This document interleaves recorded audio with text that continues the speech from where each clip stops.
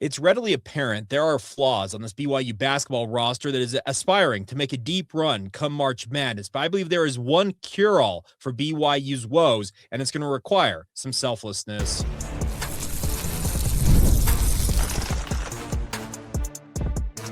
You are Locked On Cougars, your daily podcast on the BYU Cougars. Part of the Locked On Podcast Network, your team every day.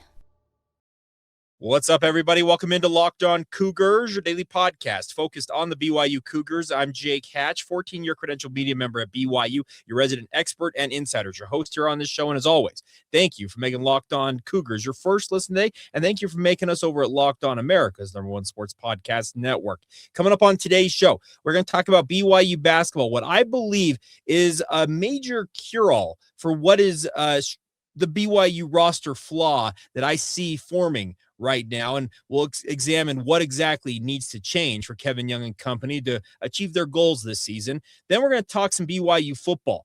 There's a lot of things going on out there in the college football world when it comes to the transfer portal, NIL.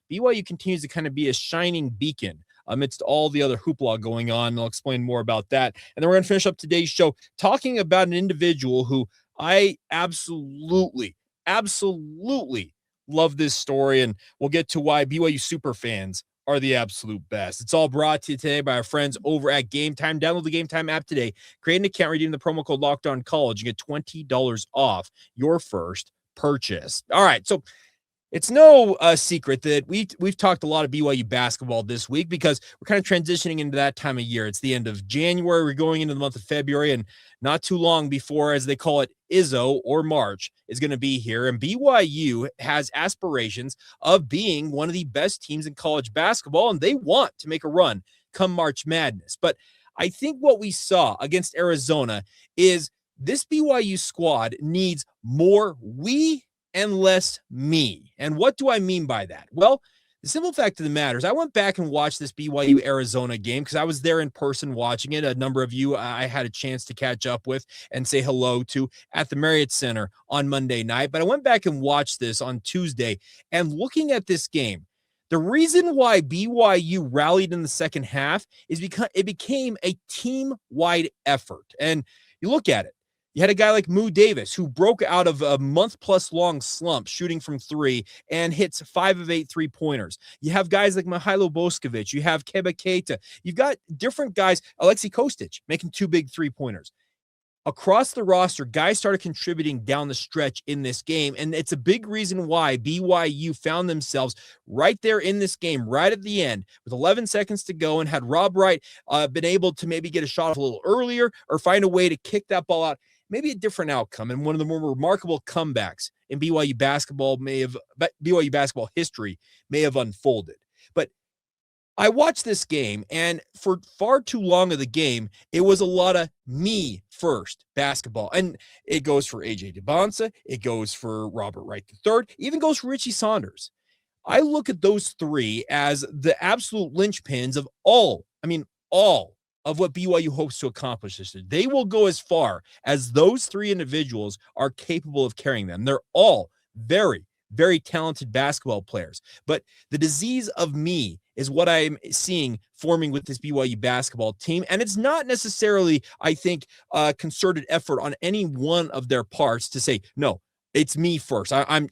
It's more that I think each of them have a lot of talent. They have a lot of willpower. They have a lot of, I want to be the alpha on this team. And each one of them, I think in their own right, have that capability within them. But the simple fact of the matter is BYU, the reason why they got back in this game is because they started playing more team-oriented basketball and allowing other guys to play a role and also playing all three of them in a cohesive unit. Yes, I know that Richie Saunders fouled out late in this game, and it would have been nice to have him on the court in that final sequence as another threat.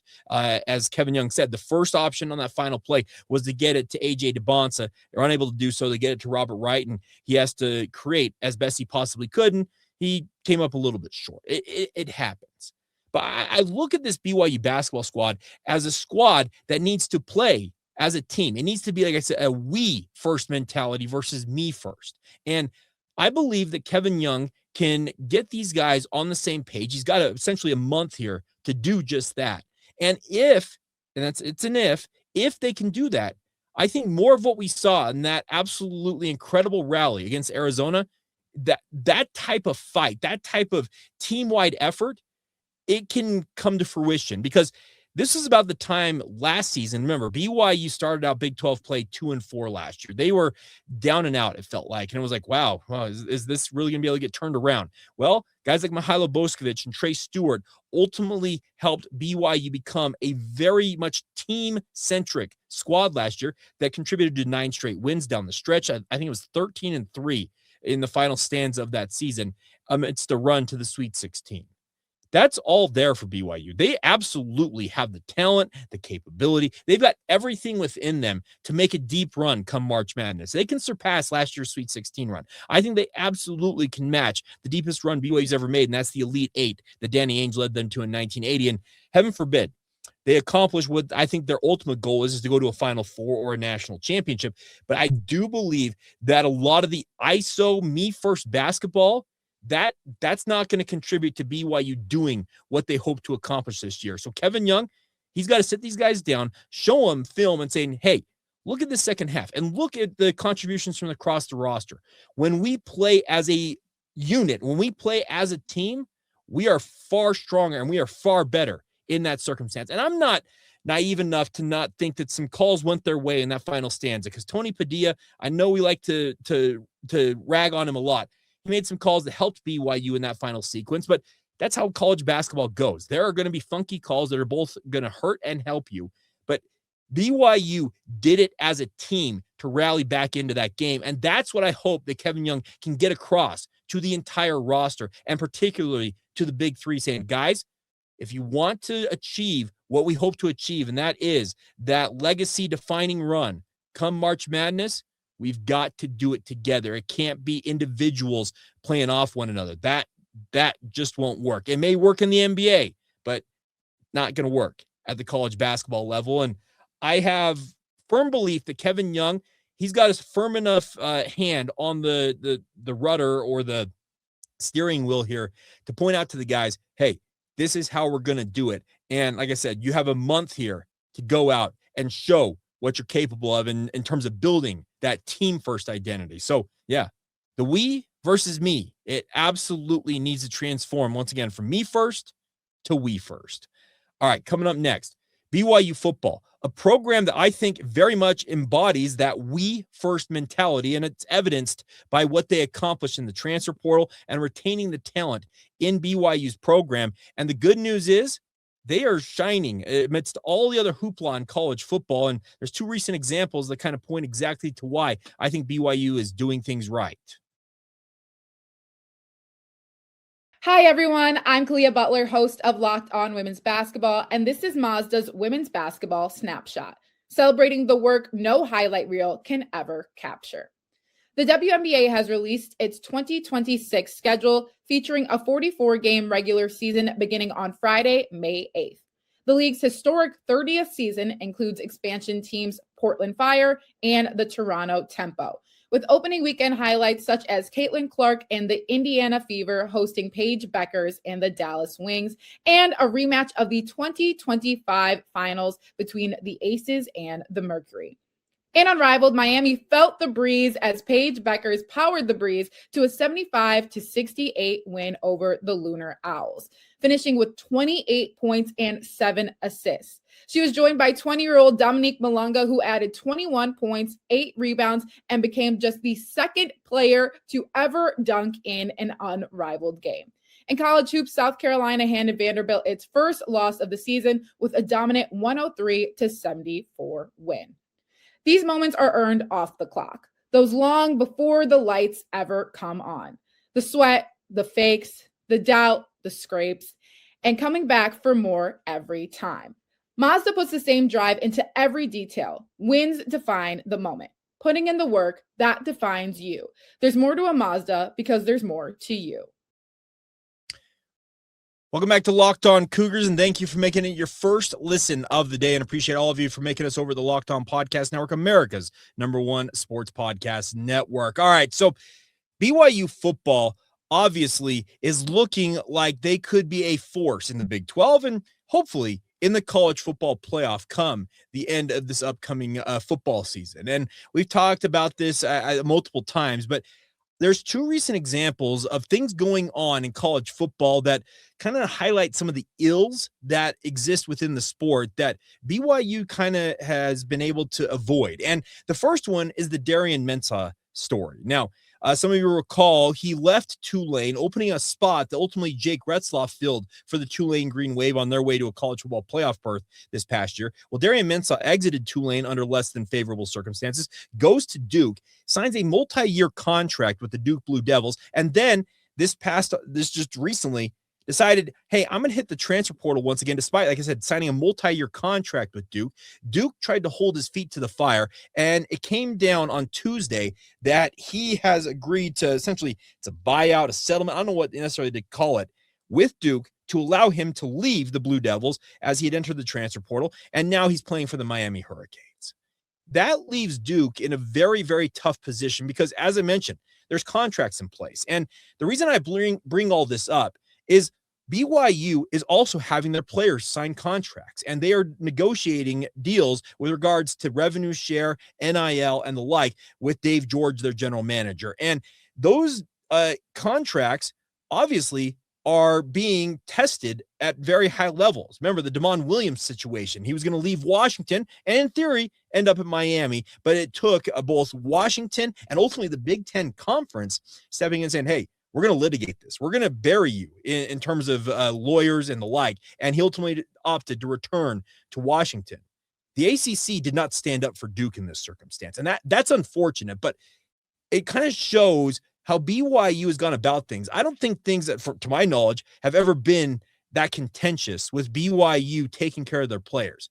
Kalani Sitake has talked often, and I'm telling you, going back throughout his 10 years as BYU's head coach to this point, about being a player's coach. He wants his players to lead this program. He wants to make sure that they have the best experience possible. And even before NIL became a thing where players could be cashing in on their name, image, and likeness, with the transfer portal, Kalani was very open. If a guy was not happy at BYU, he was not going to hold their feet to the fire and say, no, you agreed to come here. You signed a binding national letter of intent, and you're going to stick by it. He always was open to letting guys find a new opportunity for themselves. And that has led, I think, to BYU avoiding some of the pitfalls that other programs are seeing, most notably with this Derail Mensah situation. BYU has got a star young quarterback in their own right, kind of like what Derail Mensah was. And can you imagine a guy like Bear Bachmeier doing what Derail Mensah did and how turbulent that could be? That's why I think that what Kalani Sitake has built here is absolutely, I think, praiseworthy. He kept all of his top talent in the program. They all had opportunities, and I know a handful of them had, I can report that they had overtures made to them by the likes of, certain coaches at a certain school that wears maize and blue. And they opted to bypass that and stick with the blue and white in Provo. That shows the culture that's in effect at BYU. And it's impressive what BYU has done. The other situation that has arisen recently is a situation with Dabo Swinney and Clemson. Now, Dabo and Clemson have been one of the few programs who have really kind of eschewed even using the transfer portal. He's brought in, if it's more than 15 transfer portal guys since the transfer portal opened at Clemson, I'd be surprised. It may have opened up recently, but he had a player that had A, signed with Clemson, B, enrolled in school down at Clemson University, and had a SEC coach, and speaking of Ole Miss head coach Pete Golding, literally reach out to him while he was attending class at Clemson and essentially told him, hey, what's your buyout? It absolutely, I think, has thrown a lot of how things happen in college football upside down. And that's about as blatant as tampering is ever going to be. And I think many of you who are everydayers on this podcast know that I've said that tampering is not a thing. Now, when I say that statement, understand that tampering has so many different forms to it. This could be a high school coach having heard word from an agent for a player or an assistant coach, whatever it is, and saying, hey, this player may be interested, in theory, in going to X university and leaving. Those conversations, you can't stop that from happening. I'd like to see the NCAA try to police that. What happened here with Pete Golding is him just blatantly contacting a player who's already enrolled and signed a contract with the university and essentially saying, hey, come to Ole Miss. And this kid ultimately did, speaking of Luke Farrelly, a star linebacker, on a 2-year, $2 million deal. That's the report is. The situation at hand here is, I think that Kalani Sitake, once again, has built a culture of these players feeling empowered to be able to take control of their situation.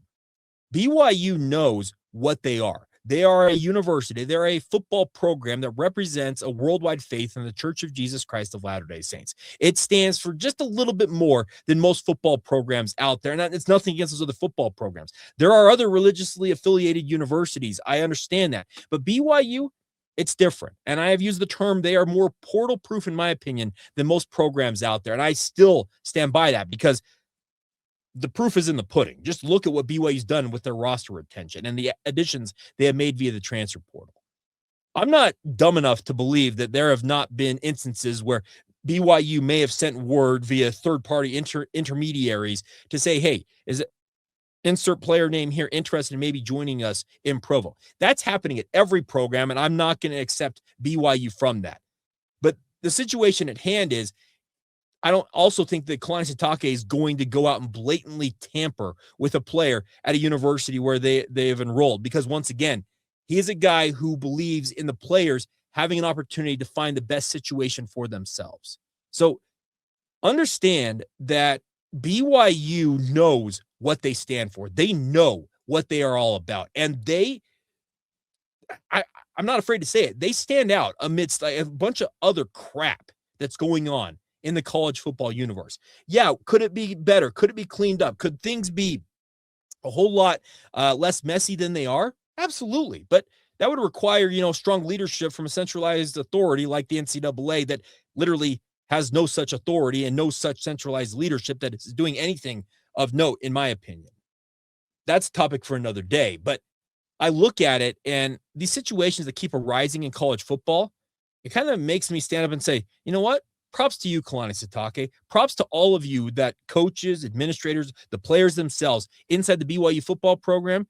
You guys, you're standing up for what's right about this sport that a lot of people have been turned off by. So credit where credit's due. BYU football is doing things the right way. And I really do appreciate the fact that they have been able to kind of just look around and say, man, there's a lot of stuff going on out here, but we're doing things the right way. And the evidence is that BYU is a pretty darn good football program, going 23-4 the past 2 years, I should say.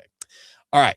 We'll finish up today's show next on the BYU football front once again, but a different look at it, because we're in a bit of a lull here because we don't have a BYU basketball game until Saturday. But I found an interesting story about a guy who has got a streak going that has lasted as long as yours truly has been alive. And I'm no spring chicken, and we'll get into this next.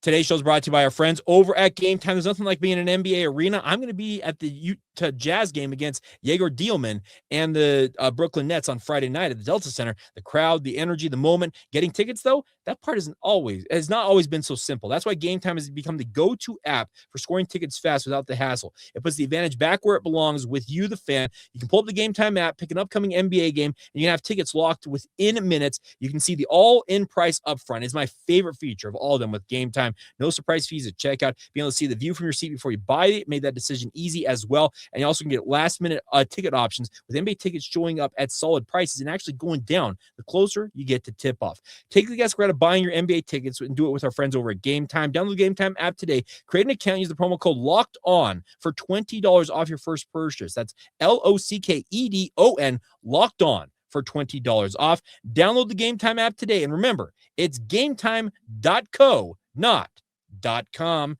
Today's show is also brought to you by our friends over at FanDuel. It is the last call for football on FanDuel. One final Sunday, one last kickoff, the final chance to get in on the action before the NFL season officially comes to a close. With Super Bowl 60 on the way, and FanDuel is making sure you're right in the middle of it with a special offer just in time for the biggest game of the year. Whether you're backing the favorite in the Seattle Seahawks, riding with the underdog in the New England Patriots, or building one last same-game parlay, this is the game everyone's been waiting for, and this is where the predictions turn into plays, stats turn into storylines, and every snap feels bigger. It's the perfect way to cap off the season and make the Super Bowl even more exciting from kickoff to the final whistle. If you're a new customer, bet just $5 and you'll get $200 in bonus bets if you win. Make it count, because after the Super Bowl, the season is over, and it is officially the last call for football on FanDuel, an official sportsbook partner of Super Bowl 60. Visit FanDuel.com to get started today. Thank you once again for making Locked On Cougars your first listen of the day. If you want all things BYU, you want to kind of go to that next level. Let's call it a little DTR here, if you know that terminology. But if you want to go to the next level with us over here at Locked On Cougars, join the Locked On Cougars Everydayer Club and get the inside access that you crave. Get ad-free audio episodes, get access to our members-only Discord server. If you want exclusive Locked On merch with a discount, it's all available to you. Go lockedoncougars.supercast.com. That's lockedoncougars.supercast.com to join us today, or click the link in the show notes below. All right. So I was getting ready for today's show, and I was reading different stories, and I read from various sources, and I pulled up the Daily Universe, which is the student run newspaper and I guess online periodical that BYU students run down at Brigham Young University. And I came across a story that absolutely fascinated me. And it's a story here about a gentleman by the name of Tom Herzl. Now, if you know Tom, tell him I'm talking about him on the podcast. Maybe he's an everyday already. I don't know this, but it was an incredible story because he has attended every BYU home game for 38 years. Now, yours truly, I was born in the year of our Lord, 1987. My birthday's actually coming up and be 39 pretty quick here. But since 1987, since Tom enrolled at Brigham Young University as a young man back in the late 80s, he's attended every home game since then. That is an impressive streak. And yes, as he mentions, there is a caveat in here because during the pandemic season, there was one home game BYU was unable to have fans in attendance at. I'll just say this right, I never want to go back through what we endured during the COVID era. I was in my second year doing this podcast. It was audio only. We hadn't moved to YouTube yet. And I can tell you, man, that was a wild, wild time. But having football was great. Having it without fans, not so great. But outside of that one game, Tom has attended every BYU home game for 38 years. This is what I love about BYU fans. And Drake Toll talked about it on Locked On Big 12 yesterday about BYU being a special place. And he and I sat together during that BYU Arizona game, and he was just marveling that BYU got down as big as 19 points against Arizona. He said, Jake, this place is still buzzing. There's still thousands of people. A lot of people probably would have quit and gone home at almost any other university in the entire country. And we kind of got on that topic, and I think it inspired what he talked about BYU being a special place and kind of being one of a kind. And it goes to what Tom Herzl has done here. He made a vow to himself that he was not going to miss a BYU football home game, and he's closing in on 4 decades. And as he mentions, they have to wheel me in on a gurney, but I plan on going to BYU football games so long as I'm physically able to do so. Props to Tom. I know there's other people out there who have done similar type things. I think, is it Jonathan Hokanson? I think he's done a lot of travel in his own right to go and be a super fan at BYU away games. I know there are a number of you out there that I don't know names of who do similar things. I appreciate all of you who support BYU as vociferously as you all do. And the success of this Locked On Cougars channel, whether it comes to you in the audio format, whether you listen to it on Apple Podcasts, Spotify, or litany of other podcast audio platforms, or if you're an everydayer watching us and listening to me on YouTube, you're the reason why we have built what we have built here. And it's a big reason why I'm lucky enough to do what I do, because Cougar fans, you guys, like Tom Herzl, are the hardiest of the hardy. You are true diehards. And You may not have a 38-year-long streak of attending every home game in BYU football history. In fact, I have met certain BYU, and I call them true diehards, who have literally never attended a BYU basketball, football, or any other game of BYU sports. But they are diehards because guess what? You come in all shapes and sizes. I had a conversation with an individual not that long ago about the fact that they felt in some ways they needed to disassociate themselves from their BYU fandom due to their decision to step away from the Church of Jesus Christ of Latter-day Saints. And this is not a conversation that is a one-off. I've had this conversation with other individuals. And we got on the topic, and it's something that former BYU athletic director Tom Holmoe pointed out, is that the BYU tent, think of it as kind of just a big overarching, like a big tent. If you go to a circus, the big tents that they have, it encompasses all types. Whether you are a member of the Church of Jesus Christ of Latter-day Saints, which is the sponsoring institution of Brigham Young University, you've stepped away from your faith, or you don't go to church, or heck, you're not even a member of the church. I remember I worked at Fans Sports Apparel, but some of you remember that apparel shop at the University Mall years and years ago when I was in high school before my mission. I also worked after my mission, but I had an individual come in. I wish I could remember this individual's name, but we're talking, I was between the ages of 17 and 19 at that point. So that's half a lifetime ago because I'm 38 now. But we had a conversation. This individual said, I became a BYU fan because I was watching them on TV in the 1980s, and all they did was throw the ball all over the field. He said, I had no connection. I wasn't a member of the church. I had no connection to BYU other than seeing them on TV. And I said, you know what? That's the team I'm going to root for.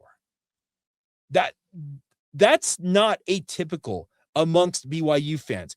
I was absolutely floored that Tom Herzl has a streak of attending BYU home games. That is, I know I was born in February of 1987, so he started attending games in September of I was 9 months old, and Tom's been attending games as long essentially as I've been alive. That's absolutely awesome. And I'm lucky enough that I grew up the grandson of a BYU diehard and the son of a BYU diehard. My grandfather and my father, their reason why I was around BYU as much as I was as a kid. And yes, my relationship since getting into the media in terms of my job, my day job, working for the KSL Sports Zone, my relationship with BYU has changed. And Tom mentions the fact in here he had to essentially kind of disassociate his personal well-being from the result of BYU games. That can be very difficult. Trust me. It's a very difficult thing to do. But the bigger point is BYU fans, you guys, you out there, whether you're watching, listening, however you consume this podcast, I appreciate you, because it just, to Drake's point, this is not typical behavior. This is not typical fan behavior across college sports and across sports in general. Fandom is short for fanatic, and fanatics usually are pretty fickle. And BYU fans, you guys root for the Cougars, win, lose, draw, or anything in between. Come sleet, come hail, come whatever it may be.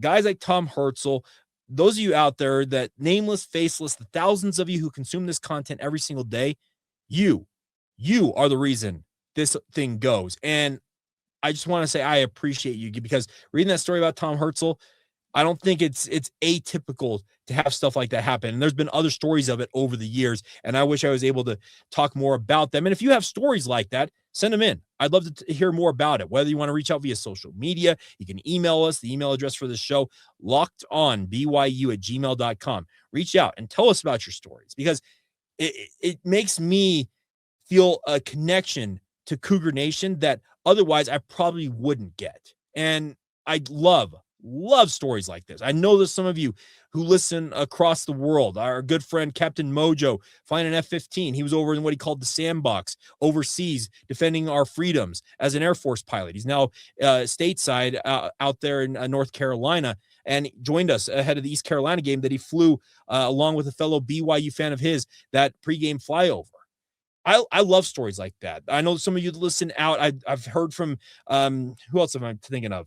Just people that, New Zealand, Hong Kong, man, it's incredible. And some of you in Saudi Arabia, I just think some of the different places people have mentioned they listen and consume this show from. And it shows that the brand of BYU, it's literally worldwide, and it's obviously helped by being associated with the Church of Jesus Christ of Latter-day Saints. But fans like you, this doesn't exist without y'all. So appreciate, I from the bottom of my heart, and I say this often on this podcast, I appreciate what you guys bring to the table as fans, because it really is. It is unique in so many different ways. So shout out to you, Tom Herzl. Shout out to all of you in Cougar Nation. And thank you as always for your continued support of this and essentially all BYU media, because it's not as lucrative for anybody when it comes to, unless you guys out there are consuming it. So as I often say, thank you for making Locked On Cougars your first listen today. Please subscribe, rate, review, share the show with your family and friends. Join the Locked On Cougars Everydayer Club, lockedoncougars.supercast.com, and get the inside scoop if you're so inclined to help support the show, just to kind of that next level.